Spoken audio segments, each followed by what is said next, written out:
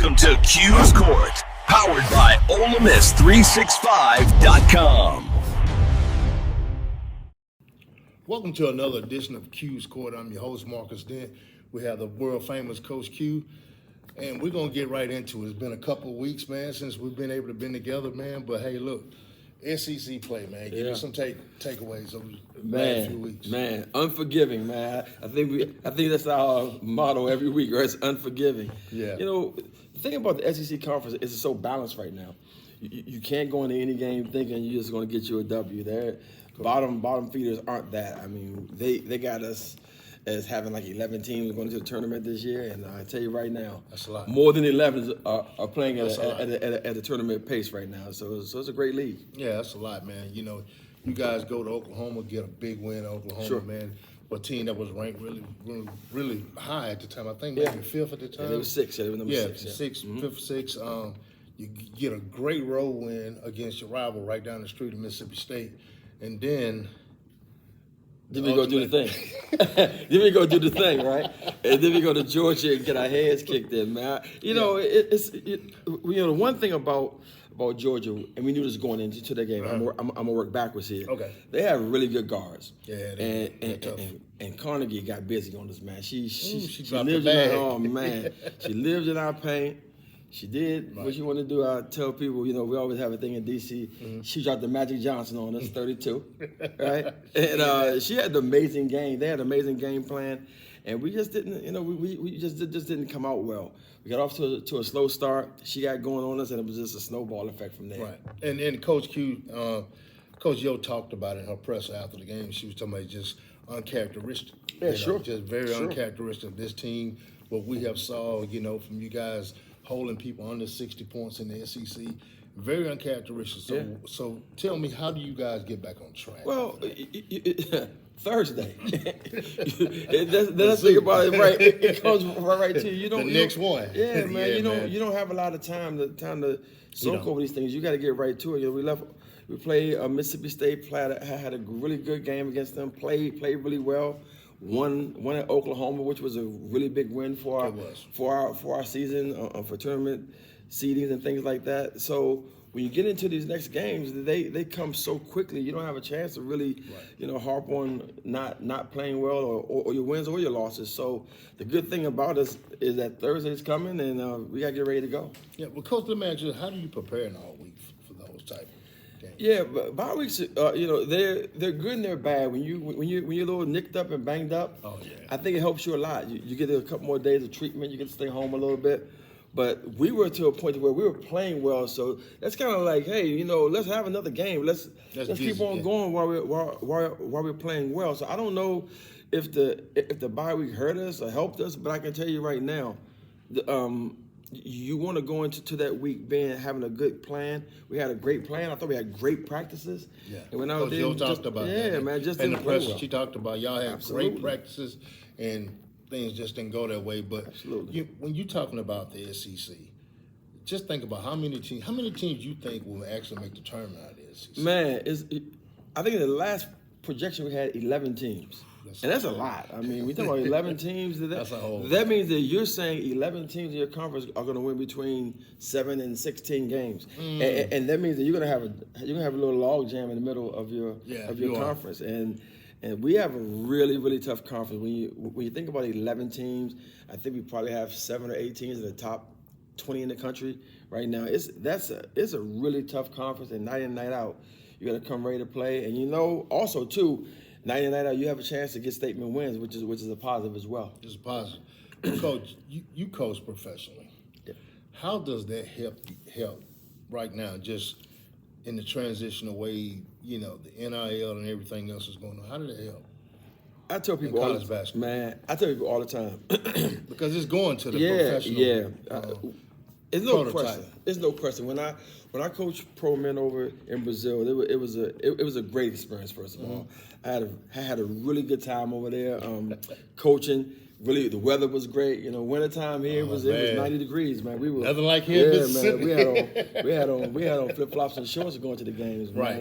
And I can tell you this, coaching pros really gives you a lot of perspective on long seasons. It gives you a lot of perspective on the finances Right. in basketball, and also gives you a perspective on how to coach players that's already motivated.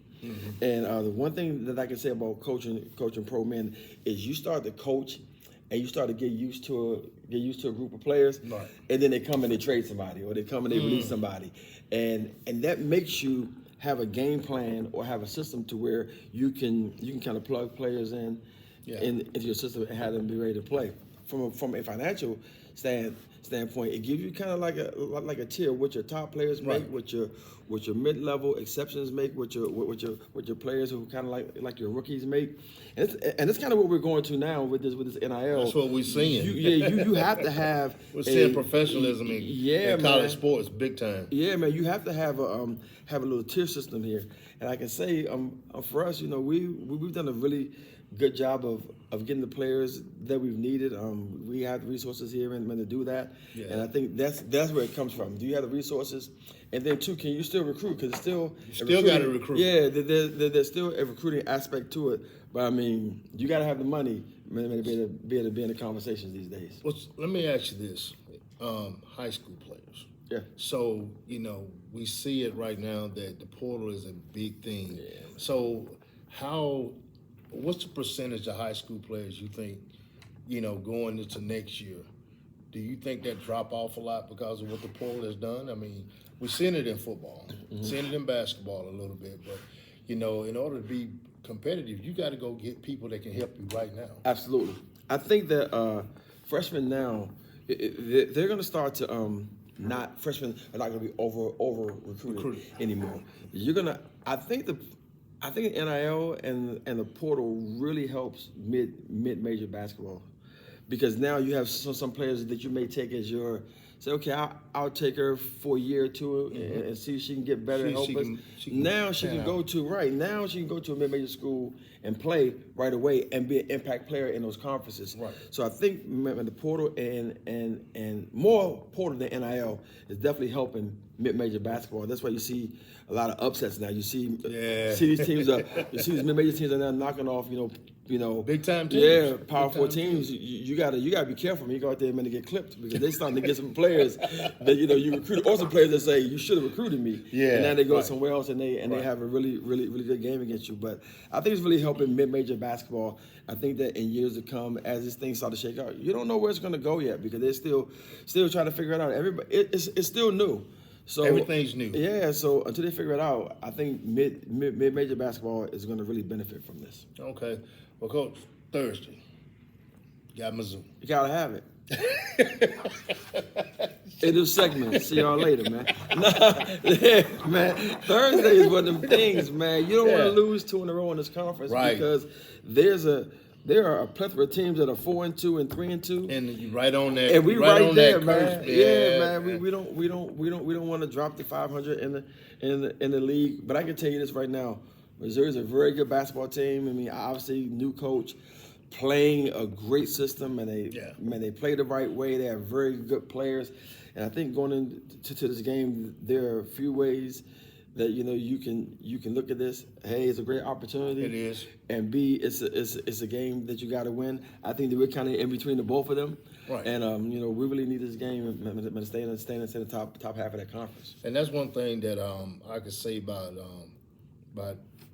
you guys and Coach Yosh, that anytime a game like what happened last week, they pretty much come out the gate swinging. But that defense, she's prides herself on that, and I think that'll happen. But Coach, just talking a little bit about, let's go ahead just a little bit more. You finna get really into the SEC play. So let's talk about the depth just a little bit. You guys' depth. So we got the big three. Right. You got Cody.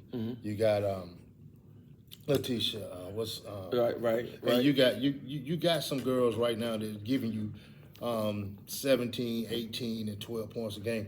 What about that bench?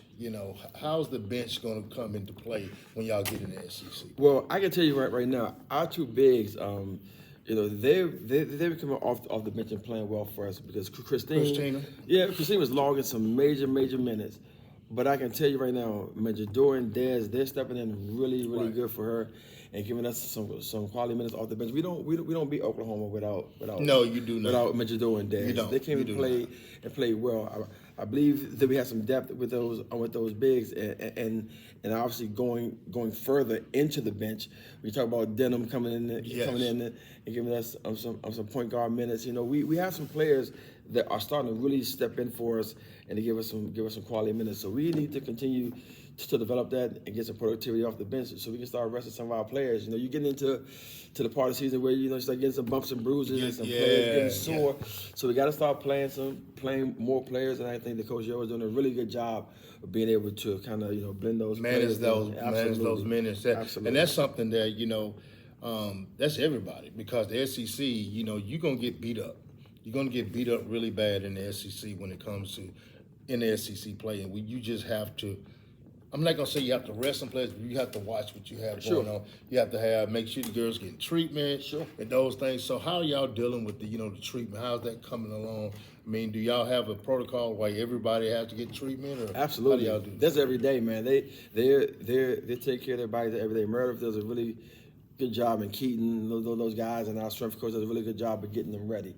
And I think that's the biggest thing for us is. We're only as good as our players that are on the floor. That's right. Let's get them to the floor all the time.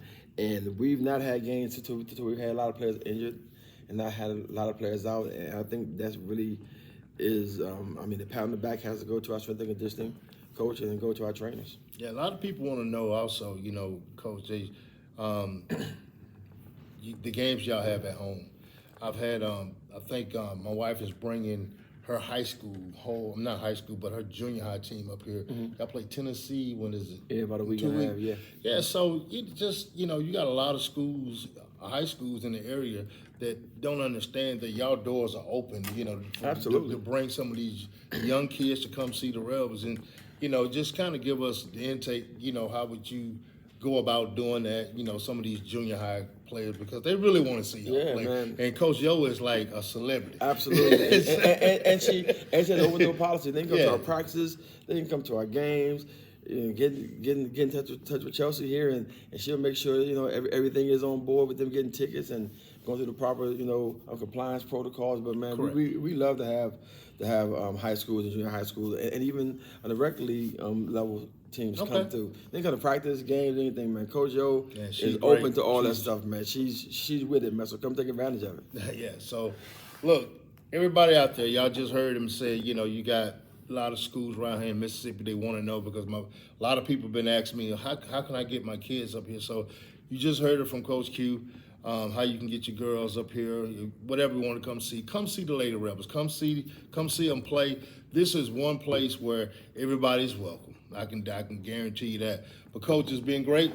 I'm Marcus Dent, Coach Q, and this has been Coach Q's Court. See you next time.